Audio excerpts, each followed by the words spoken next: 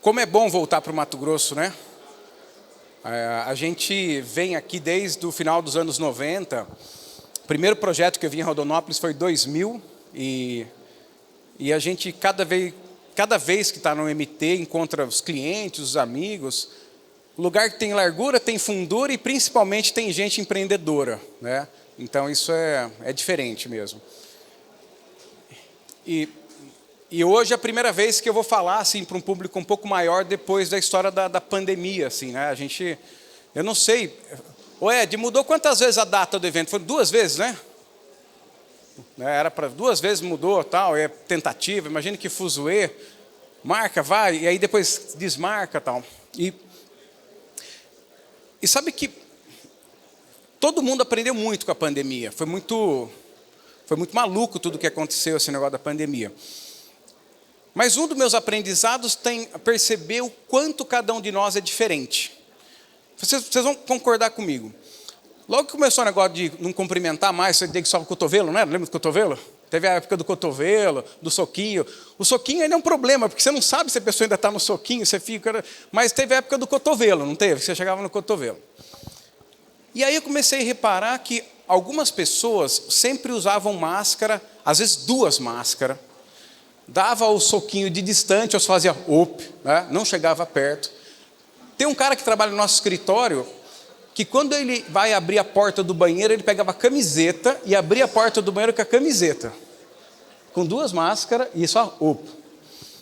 E ao mesmo tempo, no mesmo escritório, no mesmo ambiente, tem outro cara lá, que nunca estava de máscara, te encontrava, abraçava e não sei o que, e tal, vivendo um mundo completo, porque estava todo mundo desesperado, e ele, a máscara aqui, a máscara torta. E do mesmo jeito, chegava nas fazendas, era igual, tinha gente, claro que eu peguei os 2 extremos, e tinha uma meiuca meio ajuizada, meio, bom, não queria estar de máscara, né, mas vou usar máscara, não queria, mas assim, tem aquele povo. E esse tipo de personalidade começou a mostrar que a gente sempre teve uma visão de fazenda fundamentada em dados, fundamentada em execução, em método, em planejamento. E apesar de ser óbvio, foi quando a gente percebeu que a personalidade das pessoas que ali estão, que vão definir esse processo todo. Não é só o método, não só o negócio, mas sim como a pessoa vê a vida e como ela encara as transformações. A gente tem a oportunidade de trabalhar com fazendas no país todo. Esse ano foi um ano emblemático, porque teve laninha moderado, que de moderado parece que não teve nada, porque acho que o laninha nunca foi uma laninha bem laninha mesmo, né? Onde alguns clientes nossos, soja, para dar um número, vieram reclamar porque produziram 5 sacos a menos, porque teve chuva na colheita. Pô, Antônio, o ano de eu colher 78 sacos, colhi 73, e reclamando que colheu 73, porque era 78, porque choveu na colheita e não sei o quê. E estava mal porque ele perdeu 5 sacos. Aí chega o cara, mas e eu aqui no Paraná, ou eu aqui em São Paulo, que colhi 27 sacos? Você nunca passou por isso, eu colhi 27. O cara, você tem razão, eu prefiro os meus 72 do que os teus 27. Aí ele desce mais um pouquinho lá visitar o professor, e o cara fala assim, mas e eu? Que nem a máquina entrou. Eu estou há 32 anos nesse negócio, as máquinas nem entraram a colher. Né? Daí o cara, acho que eu prefiro meus 27 do que essas máquinas não entrar a colher. Aí chega o cara que planta soja na Ucrânia. E eu que caio uma bomba em cima de um trator? Né? Então, assim, por que eu estou colocando isso? E não querendo fazer piada com coisa séria, que é pandemia, não sei o quê, mas se a gente está pensando em construir um país, um agronegócio, completamente diferente do que a matriz que está hoje, que na verdade o que nós queremos é mudar o jeito que é hoje. Porque o doutor Giolo chegou e falou, olha, quem produz mais emite menos gás de efeito estufa. Como nós sabemos que produzir mais dá mais dinheiro, então, esse negócio, eu vou produzir ou vou ser sustentável? Esquece que essa história fica passada, porque você não tem como não ser sustentável, está produzindo mais. Então, ele está claro ali, fazendo um resumo. O professor Paulo chega e falou o seguinte, se você misturar esses negócios e fizer bem feito, você vai produzir mais, e muito mais. Ou seja, então, aí chega o William e fala assim, além de você produzir mais, que a gente sabe que dá mais dinheiro, que prejudica menos o meio ambiente, ainda tem uma oportunidade de vender um negócio aí que vai dar mais dinheiro. Eu estava refletindo sobre as 3 primeiras palestras e pensando assim, poxa vida, será que a gente não está vendo o futuro nesse momento, nesse evento, de uma forma estruturada? Porque às vezes assim, a gente não percebe às vezes grandes marcos. E essa sequência de 3 palestras, eu não estou conseguindo imaginar outro evento há 10 anos atrás que tivesse esse tipo de agenda, esse tipo de pensamento. Porque ainda a gente tinha assim, tem que ser sustentável, como se ser sustentável era uma coisa de quem faz ativista, que tira camisa, não tem tira camisa, ativista, tal, não sei o quê. E nós estamos vendo que a gente está no país certo, na profissão certa de quem está nessa sala, no momento certo e para quem está aqui ainda em Rondonópolis, no estado certo. Então, é nesse conceito que eu quero chamar a atenção que a grande diferença entre o êxito que nós estamos buscando, que esse novo país, e falando com o seu Lorivaldo aqui, antes de começar, o Brasil tem 7 tri de PIB, 7 tri de reais. Só a pecuária representa aproximadamente 650 bi. Dos 650 bi que é a pecuária, 1/3 disso está dentro da fazenda. 2/3 estão fora no movimento econômico só da carne, só para falar de carne. O Brasil produz, na média, 1/3 do que as fazendas ajuizadas produzem. Assim, não é que as fazendas topíssimas, não é igual uma fazenda do Rafa, não. Uma fazenda ajuizada produz 3 vezes mais do que a média brasileira. Ou seja, nós temos em cima da mesa triplicar o que a pecuária produz. Se triplicar o que a pecuária produz em cima da mesa, usando as técnicas que foram colocadas, não é uma questão de ganhar dinheiro e de salvar o planeta apenas. É uma questão que vai injetar no PIB do Brasil 20% do PIB atual. Ou seja, o que está na mão de vocês só com a pecuária pode mudar a posição do ranking mundial em relação a PIB. E se o país for mais rico, a gente vai ter um país mais justo. Vai ter um país que vai ter mais estrada, vai ter mais ponte, pelo menos a gente espera, pelo menos, né? E nesse conceito, então, é uma agenda que, se a gente seguir, é o início para aquele grande sonho de, não é produzir, é transformar o Brasil em potência mundial. O PIB per capita da Alemanha é 10% menor que o do Brasil. Já pensou? Hein? Que legal isso lá. Mas não é que diminuiu lá, porque aqui que aumentou, né? Então, e aí, para que a gente conquiste esse tipo de coisa, e é o lance da palestra aqui, que é gestão em métricas para resultado, é muito fácil explorar essas 3 coisas, porque uma é consequência da outra. Então, a primeira coisa é resultado. Tá? Quando você fala em resultado, o que é resultado para uma fazenda? Para um negócio? Eu estava em São Paulo ontem de manhã, lá tem uns carinhas que a gente chama de Faria Limer. O carinha é meio pálido, normalmente magrinho, usa óculos, corre maratonas e fala termos em inglês. Você não tem essas, conhece a turminha, os Faria Limers? Né? Então, direto eu estou com os Faria Limers. Né? E aí, eu aprendo muito com eles, apesar de achar que às vezes os caras eles acham que a gente é meio bobo, assim, sabe? Falar, os caras... Tipo, aí eles investem no agronegócio, perdem dinheiro 5 anos, aqueles que são os fodão, gênero, aí como eles também não são tão burros assim, eles aprendem que a realidade ela é um pouco diferente do que ele imaginava, da planilha do Excel dele, aí ele começa a ganhar dinheiro. Daí ele deixa de ser o Faria Limer, daí faz um cara mais ajuizado. Mas esses caras usam um termo que faz todo sentido para nós, que é monetizar o ativo. Então, o papel de todo mundo que está liderando uma fazenda é monetizar o ativo. E qual que é o ativo de uma fazenda? Qual que é o principal ativo da fazenda? A terra, a própria fazenda, não é? Tanto que os modelos de análise tradicionais de resultado, você não consegue fazer Ctrl+C, Ctrl+V para uma fazenda. Porque o cara que tem uma fábrica, o ativo imobilizado dele, o barracão, o caminhão, o misturador, o terreno, é uma fração do que ele fatura num mês ou às vezes num ano. Então, o ativo imobilizado dele, quer dizer, a indústria dele, vale 1/10 do que o movimento que ele tem naquele mês. Só que no caso de uma propriedade rural, o nosso ativo, ele é 10 vezes o movimento econômico, se quer 20, 30 ou 40, de acordo com quanto que essa fazenda produz. Então, uma modalidade de análise contábil tradicional, ela precisa ser vista de uma outra forma. E qual é essa outra forma? É quanto de dinheiro eu ganho sobre o que vale meu patrimônio terra. Inclusive, a gente reconheceu um equívoco muito grave, que nem sempre é fácil você assumir que você está errado, mas assim, quanto mais rápido você assumir, melhor é. Concordam? Tipo assim, então assim, que a gente, durante uma boa jornada, a gente colocou como o principal indicador de resultado, o principal, reais por hectare ano. Reais por hectare ano. Então, reais por hectare ano, 500 reais, 100, 200 reais, 1.000 reais, X reais por hectare ano. E aí, quando alguém chegava e perguntava para mim assim, quanto que uma fazenda tem que dar? Falou, os top 30 rentáveis dão R$ 1.500 por hectare, então a sua fazenda tem que dar X dinheiros por hectare. O bom é que, com os nossos projetos de acompanhamento de fazenda, e a gente pôde sair de poucas fazendas acompanhadas para muitas fazendas acompanhadas, a gente começa a perceber, e aí veio um Faria Limer para mim, né? Falou, meu velho, mas esse índice aí que vocês ganham por que vale a terra é muito baixo, cara, 1,5%, 2%, isso é muito baixo. Eu falei, não, mas é isso aí, vai lá você fazer, está achando ruim? Vai lá, para você ver a dificuldade. Né? Aí depois, eu falei assim, mas acho que esse cara está meio certo, hein, meu, se 1,5%, 2% está meio ruim mesmo. Né?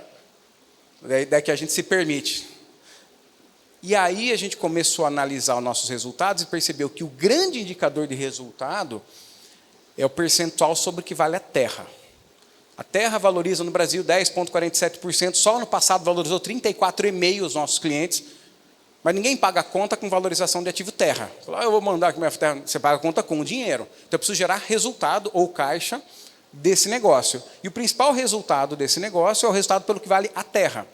A partir do momento que eu tenho isso como drive central do meu projeto, se eu estou no Lavrado de Roraima, 5% é uma quantidade de dinheiro.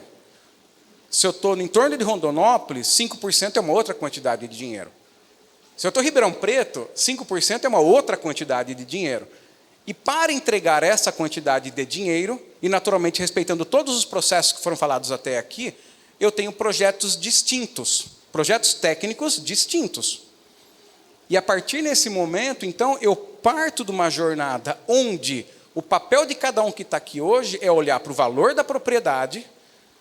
Por que eu falo 5? Por que é 5? Você quis 5, porque Deus quis 5, por que é 5? Por que não é 4,5? Por que não é 7?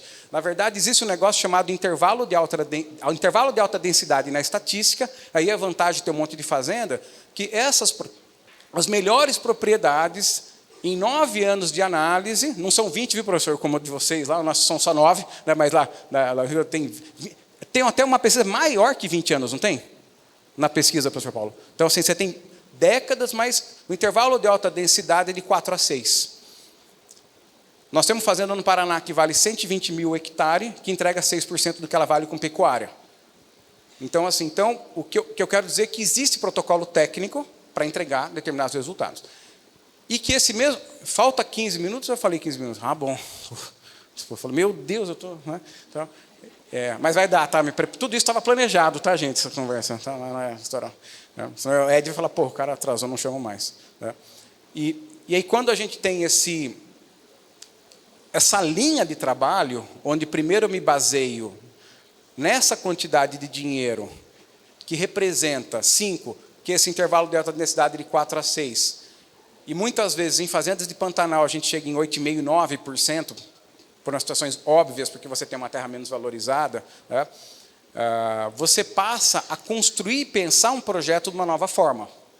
E tudo isso respeitando o quê? A personalidade de quem está liderando aquela fazenda. Vocês concordam? Lembra do camarada que, para abrir a porta, pega a camiseta, e outro camarada que mete o pé na porta, que xinga todo mundo, que fica com a porta aberta, e que, de alguma forma, eles vão encontrar caminhos distintos para entregar esse resultado, concordam?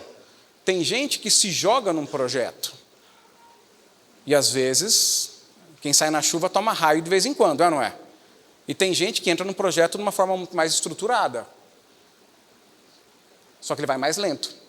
Então, eu também não atribuo que o certo é isso e o errado é aquilo. Eu atribuo que quem está liderando esse projeto, ele tem que estar respeitando os seus valores, cumprindo a sua missão e se divertindo nesse negócio.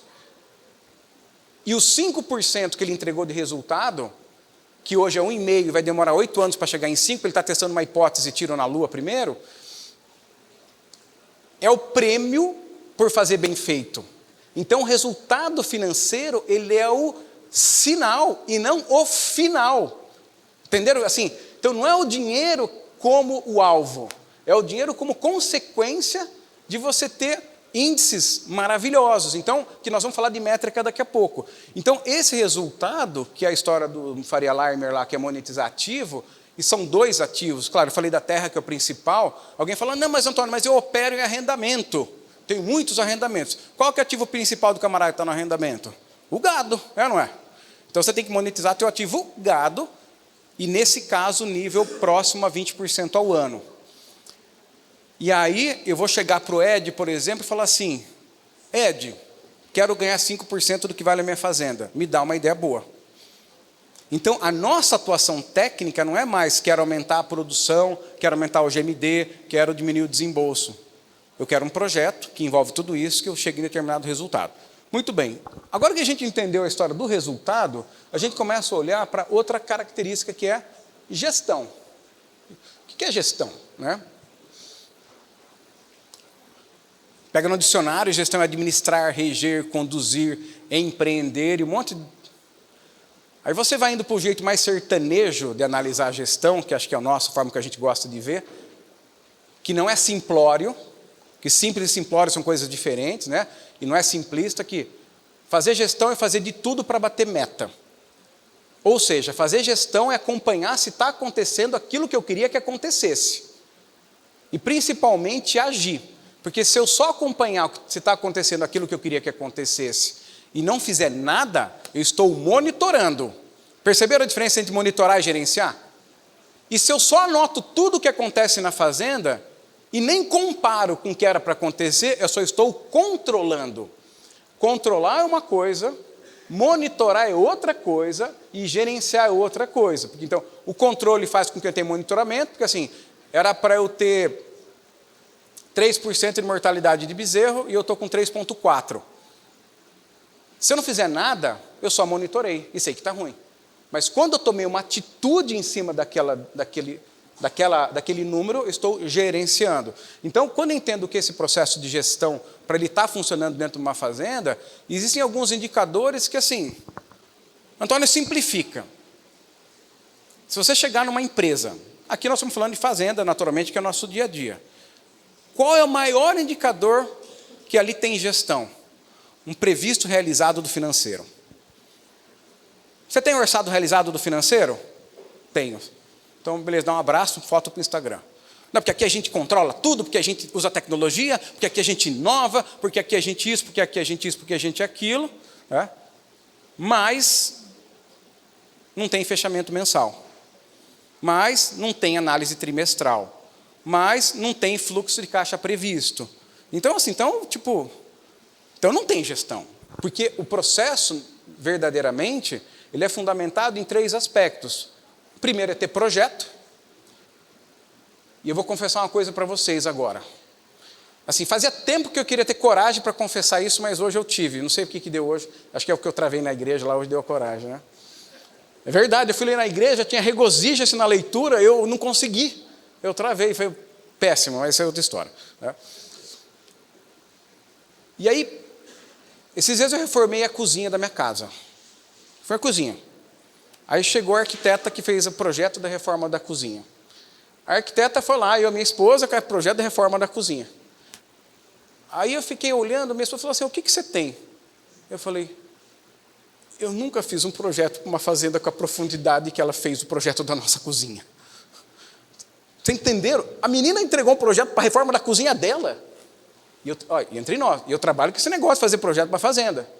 Mas com uma profundidade, com uma análise, com um visual, com um negócio assim que eu fiquei morrendo de vergonha. Então, no final das contas, qual é o projeto? O projeto é meia dúzia de planilha de Excel, é um projeto, de fato. Então, quando eu tenho um projeto, que é uma visão estruturada e documentada do futuro, analisando o risco, estruturando o fluxo de caixa, com um croquis. E claro que depois desse episódio da cozinha, a gente fez um upgrade. A senhora pode fazer mentoria comigo? Né? A senhora é arquiteta, a senhora pode me fazer mentoria, preciso de uma coaching. Né? E aí, quando eu tenho esse projeto estruturado, eu passo a ter uma capacidade de executar. E aí que a coisa morre, é na execução, não é no projeto. Aí eu não vou contar minha ideia, porque ela vai roubar a minha ideia, ele vai ficar rico e eu não. Então, mas pode falar ideia, porque o problema não é a ideia, é para executar aquela ideia. Até que o processo de execução exige tanto conhecimento e na prática a teoria é outra. Quer dizer, na verdade eu nem concordo que na prática a teoria é outra, porque se na prática a teoria é outra, isso não é teoria, porque a teoria tem que refletir a prática, tá? Resumidamente é isso. Então, é só uma frase que sai sem a gente querer. Então, na prática, a teoria tem que ser a teoria, na prática tem que ser a teoria, senão não é teoria. Então, mas voltando aqui, a execução ela tem que ser impecável. E o terceiro ponto vem do monitoramento, que é o acompanhamento daqueles resultados, que vai fazer com que eu consiga ter gestão. E o monitoramento é fundamentado, seja numa rotina semanal, a programação semanal, que a gente fala, na programação semanal da fazenda foi cumprida ou não? A programação mensal foi cumprida ou não? E a programação trimestral foi cumprida ou não? A partir disso, você tem o ano, tem o quadriênio, tem o decênio. Então, é isso. Sabe? Esse é o ponto para funcionar a história do projeto. Então, eu tenho uma visão, essa visão é desdobrada em um projeto, esse projeto vai detalhar o que eu vou fazer e o que eu não vou fazer, vou executar da forma mais impecável possível e vou acompanhar se está acontecendo o que era para acontecer. E aí eu tenho 2 níveis de acompanhamento, o acompanhamento próximo e o acompanhamento distante. Se você soltar uma cerca aqui, e ela estiver meio mal balizada, e você voltar dali 4 meses, e teve um errinho aqui, qual que vai ser o tamanho do erro lá no final da cerca? O cara saiu na outra fazenda, tipo, o erro da cerca, concordam? Agora, se você perceber, já na primeira semana o cara estava fincando as lascas, que ela estava errada, você consegue corrigir ali no começo. Como diz um cliente meu, Antônio, o problema a gente mata quando é fiote. Né? Então, o monitoramento próximo do que está acontecendo, que é a agenda da rotina semanal, é que define o êxito. Antônio, qual rotina de gestão é importante na fazenda? A semanal, a mensal. Mas aquela programação de atividade semanal e o cumprimento da programação de atividade semanal que vai fazer o êxito. Entendendo que resultado é a história dos 5% que vale a terra. Que ele inspira você a fazer um projeto igual o arquiteto que fez da reforma da cozinha. Que você executa aquele projeto e corrige ao mesmo tempo, porque as coisas dão errado, infelizmente. Vou contar um segredo, isso que o senhor não sabe. Né? Às vezes as coisas dão errado. Né? O senhor sabe muito bem, né? Mas o problema não é dar errado, o problema é dar errado e não fazer nada. Que é a prontidão que tem na Eldorado, quer dizer, saiu da linha, o mais rápido possível a gente tenta resolver, quando a gente sabe. Né? Então, você tem esse processo. E aí vem o terceiro aspecto, que é o aspecto da métrica. Né? Da métrica. Que história é essa de métrica? Métrica é uma transformação do dado em informação. Inclusive, uma métrica pode ser a apresentação de um dado ou de um conjunto de dados. E a partir dessa análise desse conjunto de dados que vira uma métrica, eu consigo tomar uma decisão. Como, por exemplo, eu citei a mortalidade de bezerro. O que morreu é um dado, quanto tinha outro dado, e aí um dividido por outro vira uma métrica que é a mortalidade, e podia citar. E aqui nas métricas, a gente tem 3 níveis de métrica. A última linha, a linha do meio e a linha do olho. Então, quando a gente tem esse discernimento que as métricas são organizadas por nível hierárquico, como, por exemplo, 5% do que vale a fazenda. Isso é a última linha, linha do meio ou linha do olho, na opinião de vocês? Me ajudem aqui, só tenho 5 minutos. Hein? Reais por hectare ano, percentual do que vale a fazenda, margem sobre a venda. Isso é índice de última linha, de linha do meio e de linha do olho? Última linha. Score de fezes, é a última linha, linha do meio ou linha do olho? Linha do olho. GMD, é a última linha, linha do meio? GMD, linha do meio. Então, quando a gente organiza que para eu conquistar a última linha, eu tenho a linha do meio. Então, para eu conquistar X sacas por hectare de produtividade, eu tenho uma série de processos, ou reais por hectare ano do soja. O resultado do soja, eu tenho uma sequência de linha do meio e tenho uma sequência de linha do olho. Então, exemplificando linha do meio, eu tenho desembolso cabeça-mês, no caso da pecuária, desembolso por hectare, no caso da agricultura. Né? Eu tenho uma linha do olho, que é, por exemplo, a gente fez uma análise, inclusive, que se cair 2 sementes a menos na linha do plantio do soja, 2, você pode ter uma perda de desempenho econômico, não produtivo, na casa de 35%. uma semente a menos pode ter uma perda econômica de 15%. Então você vê assim, então quando você consegue organizar que a última linha é consequência da linha do meio, ou seja, o lucro da fazenda, o resultado da fazenda é consequência da lotação, do GMD, do desembolso cabeça-mês. A lotação, o GMD, desembolso cabeça-mês é consequência da linha do olho. Eu preciso chegar numa fazenda e ver o gado que está só virado em pelo e costela. Você precisa levar para o curral pesar para saber que está magro? Você está vendo um mombaça com 1,60 m de altura. Você precisa ir lá pegar a régua para medir que está fora do ponto de manejo? Você chega num determinado estágio de soja, que você espera que está com, 50% de flor, e você olha ali e tem 12% de flor. Precisa ser um gênio para ver que esse negócio está errado? Então, quando você consegue organizar as métricas, última linha, linha do olho, a tua vida, principalmente na semana, é garantir com que o teu olho esteja supervisionando tudo aquilo. Porque daí quando eu for para o trimestre para levantar a minha linha do meio, não tem mais surpresa.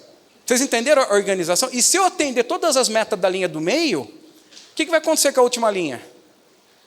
Lembra que ela é consequência? Ela não é fim? A última linha está ligada à linha do olho. E a linha do olho, quem tem? Quem vive diariamente na fazenda. Porque o Rafa pode me explicar tudo como ele faz a gestão da fazenda dele, mas não estou vivendo o que ele está vivendo. Ele bate o olho e fala, está mal isso. Mas não está bom, mas você me explica. Não, mas vem ver, as folhinhas estão encostando uma na outra, isso não está legal. Nessa fase, essas folhinhas não podem encostar. Sei lá, estou dando um exemplo. Por quê? Porque ele vive aquilo. E possivelmente porque ele teve algum problema que fez ele aprender com aquilo que agora isso eu não erro mais. Por isso que quem é do campo aprende gestão, mas quem é da gestão dificilmente aprende o campo porque ele não mora lá. Porque cada ano é diferente, cada momento é diferente. Eu preciso viver esse negócio para falar que eu entendo disso. E não só viver, porque o negócio muda, porque o jeito que eu aprendi a produzir ainda não é o pastejo rotatino. Agora eu vou operar no rotatino, então eu tenho que aprender o pastejo rotatino. Então a gente está sempre aprendendo e garantindo isso.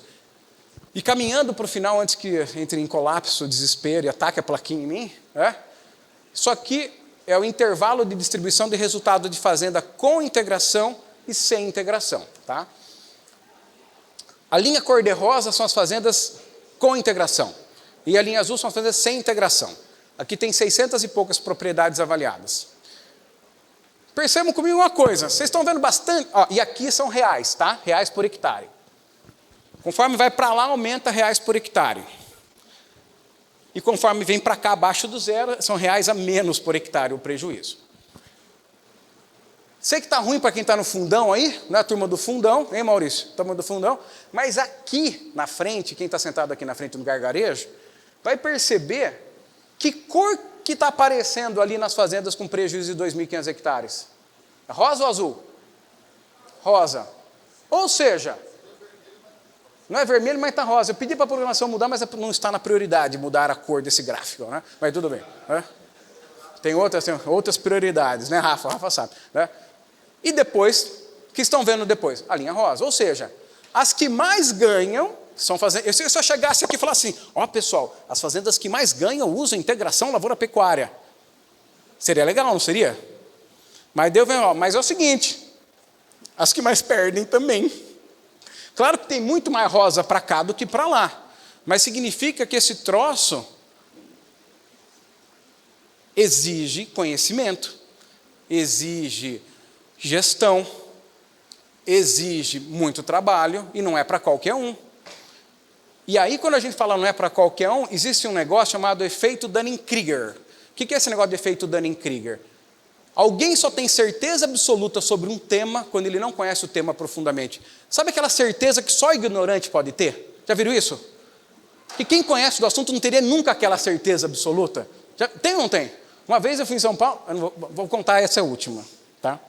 Eu fui em São Paulo, o cara me chamou, Antônio, eu sou no mercado imobiliário, tal, não sei o quê, eu quero investir em pecuária. Eu falei, perfeitamente, o que eu posso ajudar? Cara, meu vizinho aqui do escritório, ele tem fazenda. Eu falei, legal. Cara, ele me falou que é muito fácil. Você compra o gado, você põe no pasto, paga o peão e paga o sal. Um ano depois, você vende boi gordo e sobra 50%. Eu falei, como eu sou burro, me explica esse negócio.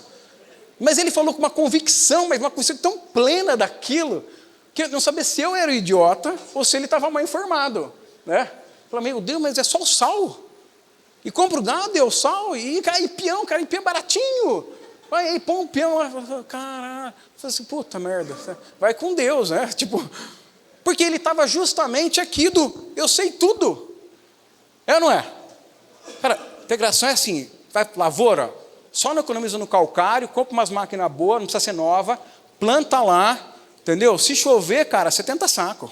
Olha lá, você vai ver. Então, esse pessoa que fala isso, ele está aqui, eu sei tudo. Só que conforme ele vai fazendo o negócio, ele fala assim, tem mais coisa do que eu pensava. Aí depois ele fala, puta, eu nunca vou entender esse negócio. Não é muito complicado. Aí depois fala assim, começa a fazer sentido. Aí depois fala, é complicado, mas eu agora aprendi. Então, a possibilidade da gente aprender está intimamente ligada à nossa personalidade de entender que existe vida inteligente fora da nossa porteira. E que eu tenho que buscar essa vida inteligente, que a arrogância intelectual é o que faz a gente ficar lá no cara que está assim.